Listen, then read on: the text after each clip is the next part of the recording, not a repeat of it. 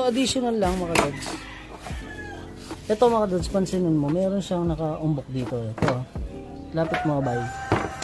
Ayan, tingnan nyo. Dapat i-press nyo yan, kasi kung hindi nyo i-press yan, may lock kasi siya doon. So pwedeng masira yung board natin. Kailangan mong i-press yun, then hila. Ayan.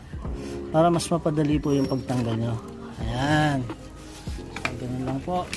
Dito wala ka namang kalito. Ang color sign niya or color code niya ng wire ay blue, lahat ay running. Ayan. Ito sa compressor to. Ayan.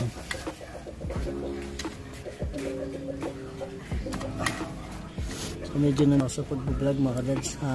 Matagal-tagal na rin kasi yung paggawa ko ng huling video. Kaya ito, medyo nangangapa pa ako.